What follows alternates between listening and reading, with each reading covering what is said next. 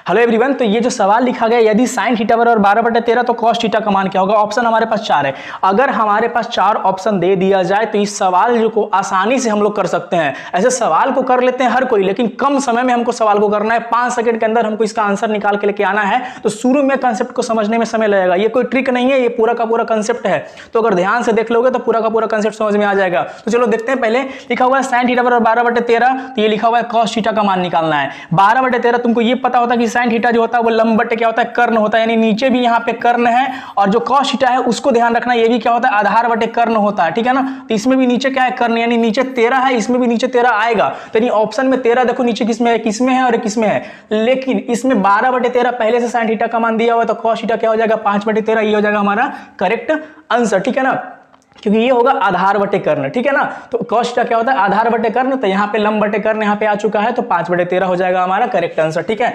Next सवाल देखो, लिखा हुआ है साइन थीटा बराबर 3/5, तो कॉस थीटा का मान क्या होगा। वापस से पूछा है। देखो साइन थीटा क्या होता है, लंब बटे कर्ण होता है। यानी यहाँ भी तो कर्ण है, और कॉस थीटा यहाँ भी तो कर्ण होगा ना, नीचे ऊपर का है आधार है। ठीक है ना।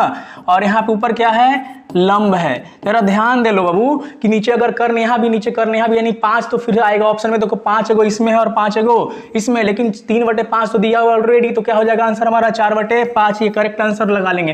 तो ये समझ लेते हैं ना तो फटाफट सवाल हो जाएगा। देखो अगला सवाल क्या दिया हुआ है, सेक ए बराबर 5/3, तो tan ए का मान निकालना है। देखो सेक ए जो होता है वो कॉस का उल्टा होता है, और कॉस क्या होता है, आधार बटे कर्ण। तो ये सेक क्या हो जाएगा, कर्ण बटे आधार हो जाएगा। यानी कर्ण ऊपर में और आधार नीचे में, ये बस लिख लेना है तुमको। लेकिन tan जो निकालना है, tan क्या होता है, लंब बटे क्या होता है, आधार होता है। ध्यान दो, लंब बटे क्या होता है, आधार। यानी जो हम नीचे लिए हैं वो यहाँ भी क्या होगा, नीचे होगा। 3 देखो, 3 इसमें किसमें है, 3 एक ही में है, तो हम क्या लगा लेंगे आंसर, बी मार लेंगे करेक्ट आंसर। ठीक है। अब चलते हैं अगला सवाल पे। अगला सवाल क्या है, देखो लिखा हुआ है कॉस ए बराबर 4/5, तो tan ए निकालना है। देखो बाबू कॉस ए क्या होता है, आधार बटे कर्ण होता है। आधार बटे कर्ण हम लिख देंगे फटाक से।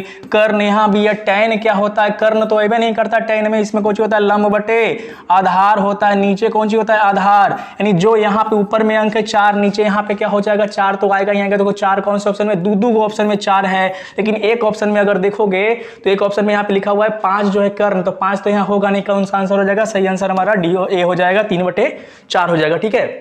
नेक्स्ट सवाल पे चलते हैं। साइन ए बराबर अगर 1 + √1 + m²। देखो वो साइन जो होता है वो क्या होता है, लंब बटे कर्ण होता है। लंब बटे क्या होता है, कर्ण। और tan क्या होता है, वो लंब बटे क्या हो जाता है, आधार हो जाता है। तो नीचे तो ये तो सेम 1 का 1 रहेगा, लेकिन आधार क्या होगा, तो कर्ण क्या होता है, लंब का स्क्वायर प्लस आधार का स्क्वायर, यानी 1, और m रहेगा 1/m किसमें है, ए ऑप्शन में। तो ऑप्शन क्या मार लेंगे, करेक्ट आंसर ये हमारा सही हो जाएगा। ठीक है। तो ऐसे लगाना है सवाल को। अगला बोला गया यदि cos थीटा बराबर 17/8 है। देखो cosec थीटा बोला है। cosec क्या होता है, साइन का उल्टा होता है। साइन का उल्टा होता है cosec।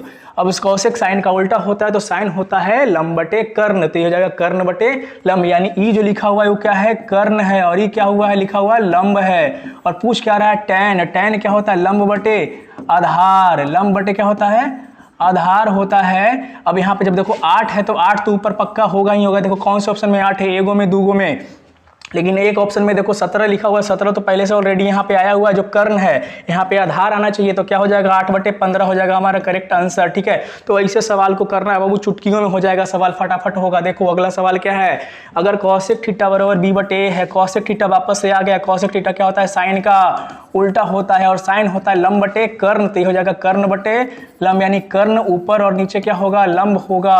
और जो ये जो b लिखा हुआ है वो कर्ण है, और जो a लिखा हुआ है क्या लिखा हुआ है, लंब। पूछा है जो बाबू, पूछा है सेक थीटा। सेक थीटा क्या हो जाएगा, यहाँ पे ये cosec का क्या, cos का क्या होता है, उल्टा होता है सेक। तो cos जो होता है वो क्या होता है, आधार बटे कर्ण। यानी यहाँ पे हो जाएगा कर्ण बटे आधार। क्या हो जाएगा, कर्ण बटे आधार।